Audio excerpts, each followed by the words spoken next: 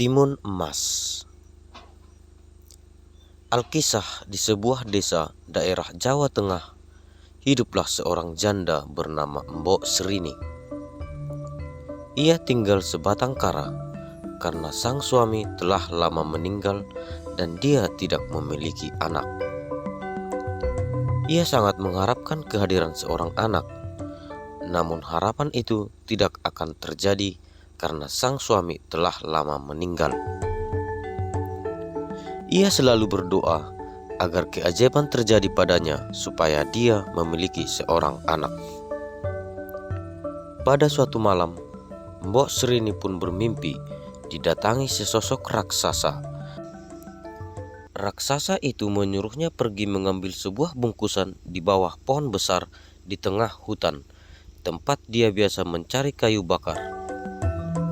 Keesokan paginya, Mbok Srini pun bertanya dalam hati, "Akankah keajaiban itu akan terjadi?" Dengan rasa ragu, dia pun pergi ke hutan untuk mencari bungkusan itu. Setelah beberapa saat, dia pun menemukan sebuah bungkusan. Namun ia sangat terkejut karena dalam bungkusan itu hanyalah sebutir biji timun. Ia pun bertanya dalam hati, "Untuk apa biji mentimun ini?" dan seketika itu sesosok raksasa pun berdiri di belakang Mbok Srini sambil tertawa. Spontan saja dia berbalik badan dan ia sangat terkejut dengan kehadiran raksasa itu. Sama persis dengan yang ada dalam mimpinya. "Ampun Tuan Raksasa, jangan memakanku. Aku masih ingin hidup." Dengan wajah yang pucat, raksasa itu pun menjawab, "Bukankah kamu menginginkan seorang anak?" Benar Tuan." jawab Mbok Srini. "Kalau begitu, segera tanam biji timun itu. Nanti kamu akan mendapatkan seorang anak perempuan. Tapi ingat, kamu harus menyerahkan anak itu kepadaku saat ia sudah dewasa, karena anak itu akan kujadikan santapanku." Karena begitu besar keinginan Mbok Srini untuk memiliki anak, Mbok Srini pun menjawab, "Baiklah Tuan, aku bersedia menyerahkan anak itu kepadamu." Beberapa saat kemudian, raksasa itu pun pergi. Kemudian, Mbok Srini pun kembali ke rumahnya dan menanam biji mentimun itu di sekitar rumah. Dengan penuh harapan, tanaman itu pun dirawat dengan baik.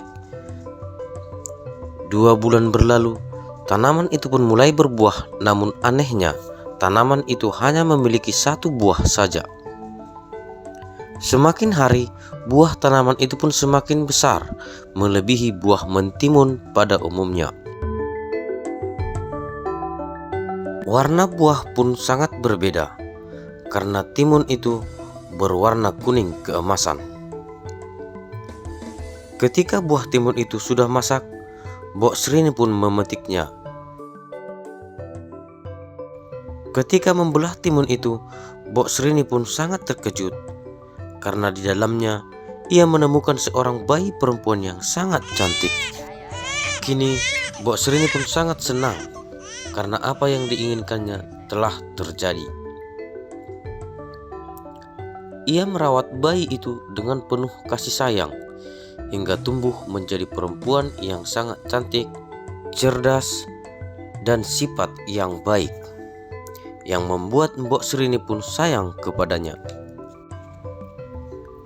Pada suatu malam, Mbok Srini pun bermimpi kembali, didatangi oleh raksasa yang memberi pesan kepadanya bahwa sesaat lagi ia akan datang menjemput timun emas.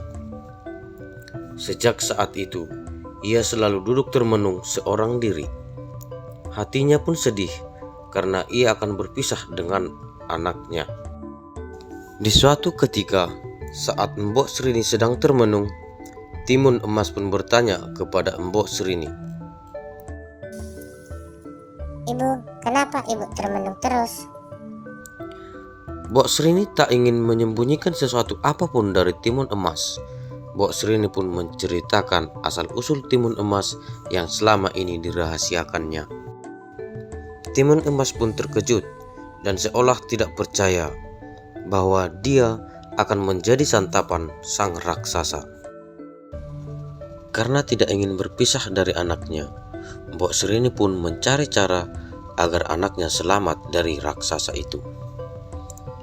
Ketika itu, Mbok Srini pun menyuruh Timun Emas untuk berpura-pura sakit manakala raksasa itu datang mencarinya.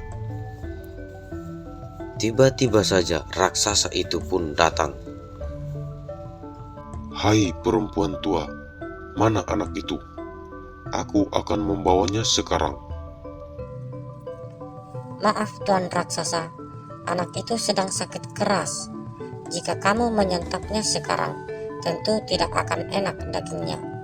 Bagaimana kalau kamu datang 3 hari lagi? Saya akan menyembuhkan penyakitnya terlebih dahulu.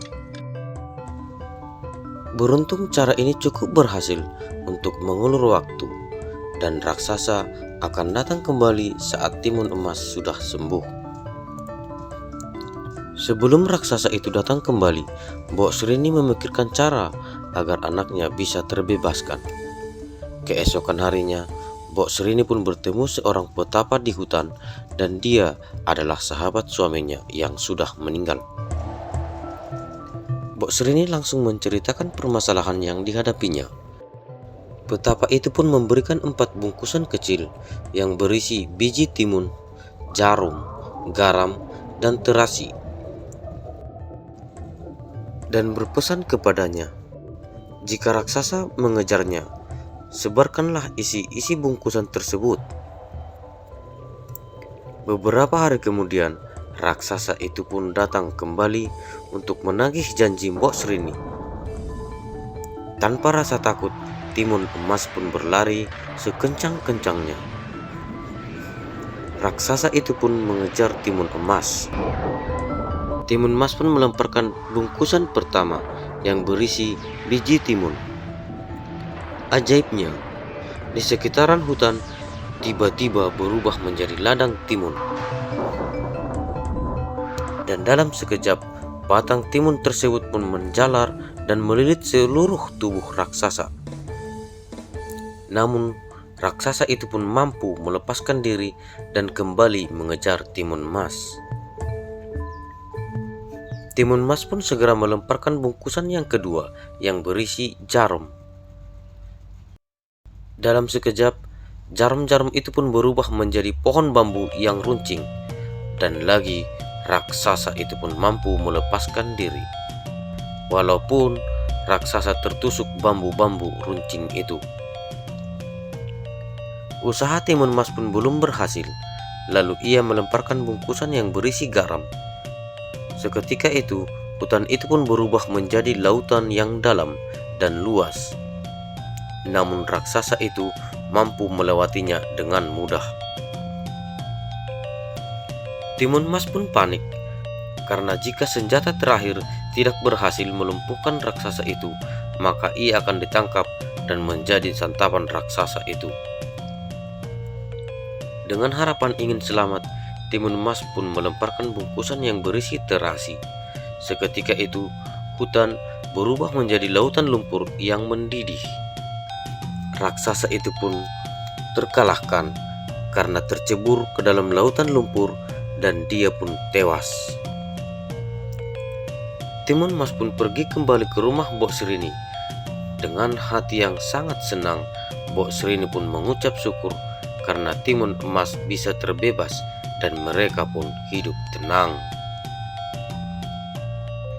Terima kasih sudah menonton.